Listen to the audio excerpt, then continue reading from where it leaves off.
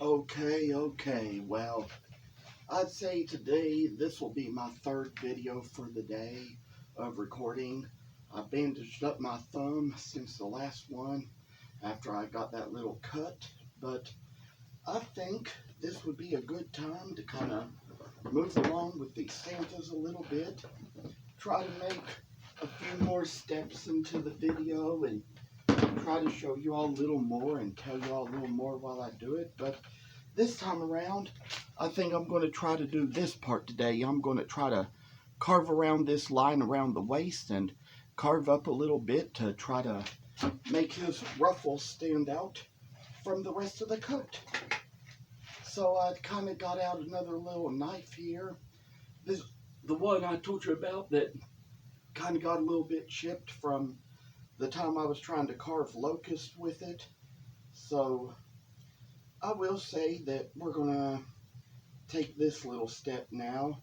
This is probably one of the hardest steps to carving the whole thing, but I come by to say that this little work shall come along and make itself beautiful and nice and kind and straight and show you all a little grace here and there. And I think I've probably got the knife sharp enough that I should be able to do this without chipping the ruffle off. That's probably one of the hardest parts of all to doing this, but I've learned that since there's a lot to carving, that is the reason why carving really makes your talent come out if you do it. Because there's so much we learn, so much we do. There's some types of work I've done which so many people do already. I've thought sometimes that even with the amount of work some people did, of the type of work I did, I used to think they didn't put so much theme into their work like I did.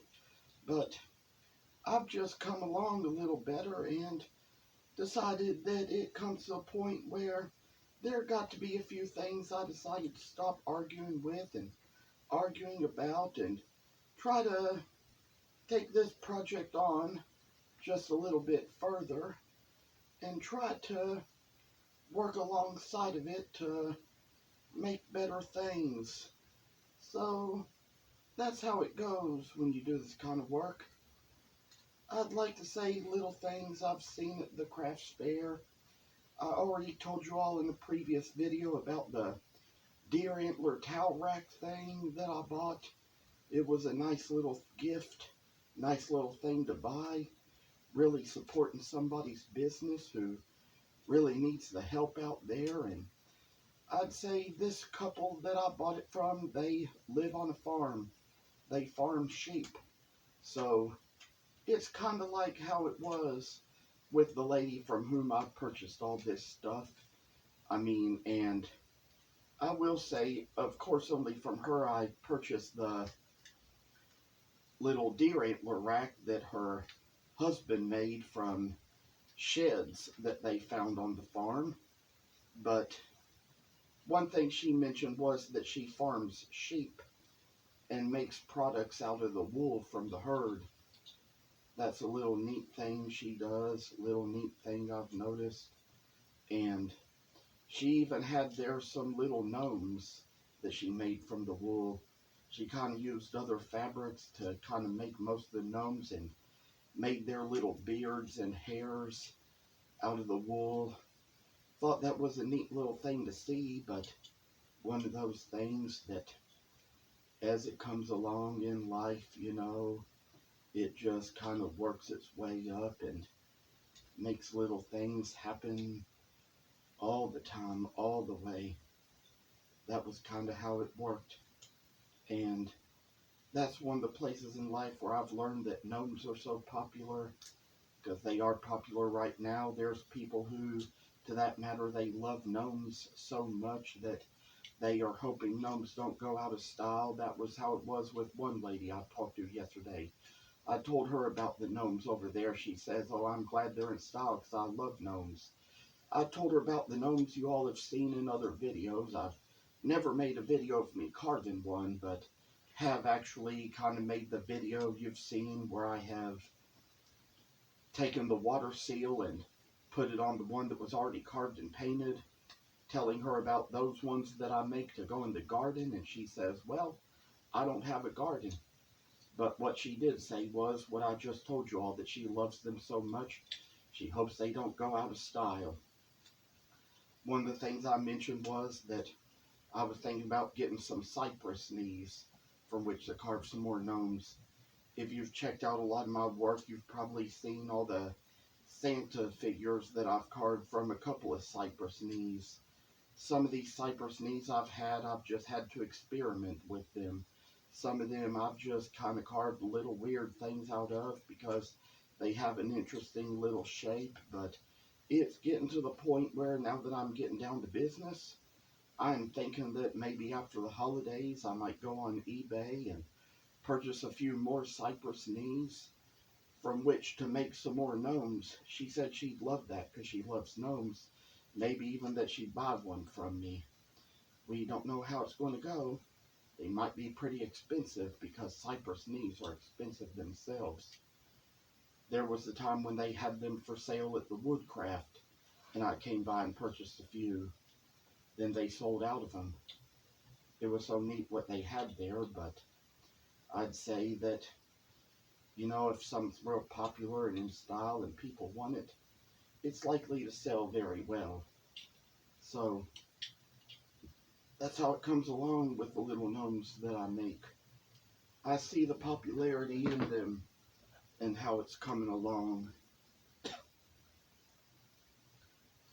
It's like, sometimes I think how years ago there was a man I carved with and a lady asking him to make a wooden garden gnome carved. He told her that he didn't suggest ones that were made out of wood. I asked him the reason why. He said because of the outdoors. Sometimes the outdoors can kind of mess with them, all the rain and stuff, and probably cause the paints to chip and cause them to collapse and all.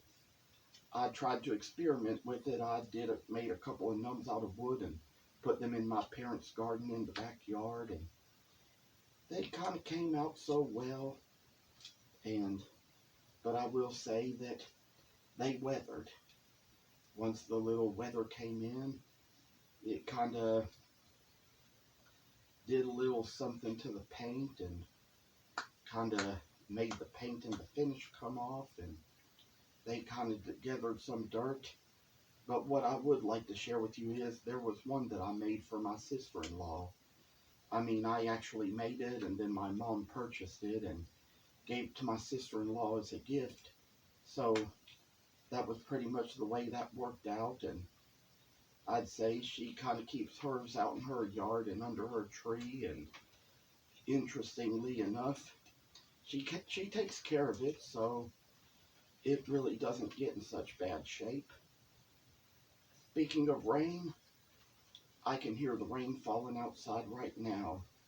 I can hear it falling on the roof, and I can see little signs of it, and kind of hear from out here in the basement that it's falling on the ground. These days I'm getting to the point where I don't go out to Starbucks in the winter time as much. Last year I didn't do it as much in the winter time, mainly because I was working on a different schedule than I did before, and simply because of the fact that,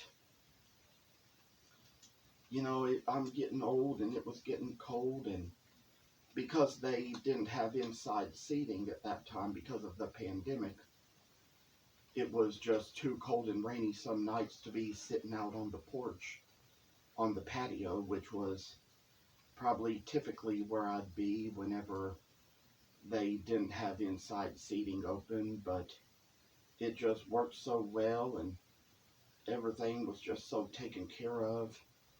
And I'd say probably from being in during the pandemic last year, in the winter and the cold and the snow and the rain, just finally decided that I was getting a little too old to be going out at night in the winter time. It gets to the point where sometimes just going out places to visit at night, sometimes, just sometimes, kind of changes as you get older. The way of doing it that you're used to changes as you get older. It gets to the point where being out at night kind of causes your bones to ache. My mother and grandmother have been that way all along, and lately that's the way it started to get with me. I will say that little work shall come along here. I tell you, I remembered my coffee, but I didn't remember my water this time. So I might get kind of thirsty here and there, but maybe in a different way. But I'd say of all things, we're taking care of this. We've got this under our control. We got this under our skin. Sometimes I keep bottles of water in the fridge over here, and sometimes I don't. And right now is just a time when, I found mold on one of my little water jugs, so before I could put any more water in any of them, I had to take them up and wash all of them. Probably as soon as they get washed, I'll have them back in the fridge with some fresh water put into them, and then sometimes I don't even have to use ice if I do that, because if it's just plain old water, it can kind of sit in the fridge and get cold, and gets cold enough to last. So I come by to say that this little carving experiment is coming along just fine. I would like to tell you all a little bit more about the cypress knees we talked about. It's called a cypress knee because whenever a cypress tree grows close to a swamp, these little interestingly shaped things grow up out of the swamp, right out of the roots of the cypress tree, because they grow so close to it, and that's how they come up out of the water. I've always heard how it is to go down and get them. Always heard it said that there are so many snakes and gators down in the waters in Florida where they get them from, because Florida is the place where a cypress tree is most likely to grow, and the place where you're likely to find them. I've heard a lot said about how it is that when you go down and get them, you kind of go down in a lot of mess, in a lot of mossy mess and algae, and sometimes when you get the cypress knees out of the pond, kind of have to take them up and you have to wash all the algae off of them. Heard all that stuff too. And interesting little things you learn, and interesting little things you know, and I'd say hopefully, you know, with little things like that, sometimes I think I've learned that there's so much people appreciate in life. People appreciate the little interesting shapes of things. People appreciate the talent and time that goes into something, not so much of the theme. There were years in my life when I used to put a lot of theme in my work, thinking that theme was what it was all about, and that theme was all about cuteness and about getting the attention of people. I learned over time that sometimes before you can have theme in your work, you have to have talent in your work. I used to think sometimes that putting theme into your work could make you a good singer or a good rapper and cause you to make millions. I learned the hard way in life that I was not a professional musician or a professional singer or a professional rapper, which was one thing in life where I tried to do a little thing trying to get a record deal, and I've tried in life to get a music career and done a lot of recording, had a lot of people hear my stuff and tell me that they didn't expect me to make any money because I wasn't professional enough at that. Once met a man who, he was a sound technician and knew how to tell if your instrument was out of tune and could tell you how it was. listened to my music and saw that I wasn't quite ready to be in the studio yet. And among things I've heard was that it's all about what God has blessed us with. This man, he was good at doing the sound booth and all. He was the sound technician at his own church. But of all things I found out that this man, he knew the Lord made him a good sound man, but didn't make him a flash guitarist as he would have liked to be. He said that he didn't have the gift to be a flash guitarist. So it's all the things in life we're gifted for. I might not have been best gifted for music like I wanted to be, but of all things I discover in life, it's all about where your gifts and talents are. I learned my gifts and my talents were more in the area of art. Perhaps as far as having a business in art was concerned, it might not have been something I was ready for so many years. That's probably why the Lord had me in the ministry He had me in. But then the time came when I could finally retire from that after doing it for 20 years and finally get to the point where the carving did me a little better.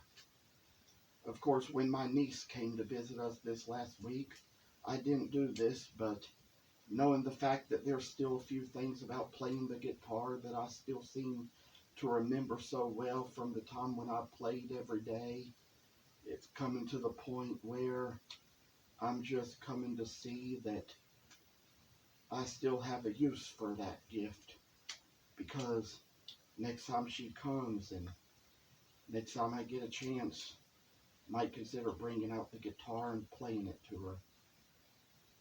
There's been times in some of my posts and in some of my places, I've shown a video of myself playing the Carol of the Bells on the guitar, finger picking it.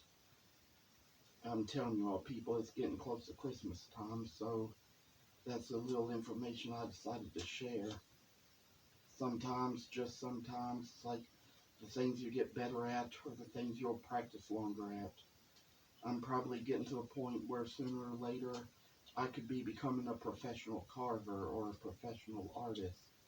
Try to be able to make just about anything as far as how it goes. I'm already kind of getting paid for some of my stuff.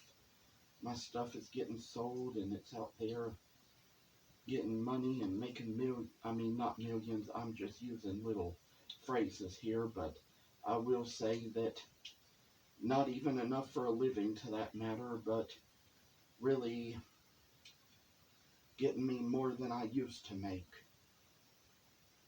Sometimes our careers change and our lives change, and sometimes things change around us. When God changes our paths and changes our careers, He does it for a good reason, because there's really things we're out to do and really people we're out to bless. Perhaps when I was younger and doing the music ministry, that was probably what I was called to do then. These days I don't feel like I have so much of a calling to write and play and sing and record, but it's all just a little good thing that comes along and comes and goes. I don't do it as much as I used to, but like I hear some people say, sometimes the gifts that we didn't go too far with, we kind of repurpose them and reuse them for a different thing, and sometimes it can even be coming along to fulfill little purposes with your family. Sometimes the family might enjoy hearing a little something from you now and then. And now that I have a baby niece, it's going to be how it's going to go, probably. You already got about 15 minutes into the video. Just a little to share, just a little to say, just a little to know. Maybe I'd say this will be the 5th one that I've carved this part into. Maybe end the video after this. Maybe work on the rest of it another day or in a little while from now. And so this is a time when, while I'm recording this video, the last one I recorded is still uploading to Amazon Photos for my tablet. It'll probably already be on YouTube by the time you see this one on there. So it's just one of those things where when some things just kind of have to take a while and you have to wait on other things, you can work on a different thing. And as for right now, it's working on this little video here, making it so we can shine the light on other people and make people see our vision and see us and let them just see who we are and what we are and what we do. People ask me what I do for a living. Sometimes I have to tell them that as of right now I'm disabled and have to get my benefits from the government. Other than that, I work part-time in the cafeteria, and this is just the time when, just to kind of make a little pension for my retirement. It's one of those times when I kind of have to be a little busy with art, trying to make a little more money from that, take it a little further to a different level, because that's how it goes, that's how it works. Time to just do a little three-dimensional stuff, because I've learned that my gift of art was so much better than my gift of music, as my mama mentioned. And as it just kind of comes along and goes along, she even made mention in that same conversation I was just so good at my 3D stuff and the stuff I made out of clay, because I took a pottery class when I was a kid at UK, and it was just one of those things where I learned a few things there and never really did pottery or ceramics that much growing up, but it just kind of gave me a little head start into doing a few other things and a few other types of work that I learned how to do over time. The work we do, it can really make a difference. Time to show a little talent here and there, show people what we're capable of. I've just started making better money at what I've been doing, and hopefully I can work a little more with my exotic woods and probably be able to get stuff to go out a little further along and take care of many more things and many more worlds for many more people, because this world is coming to its strong hold. This world is coming to its strong point, and little grace comes and little grace goes, and time to get out and do something. Take it a little further, set new goals, meet new people, go new places. So I'd say we've gotten pretty far into this video, and I've already been on here a long time carving out those little pieces to the Santa, but one thing I'd like to say is I hope you are well, hope you are doing good, and we will see you in the next video.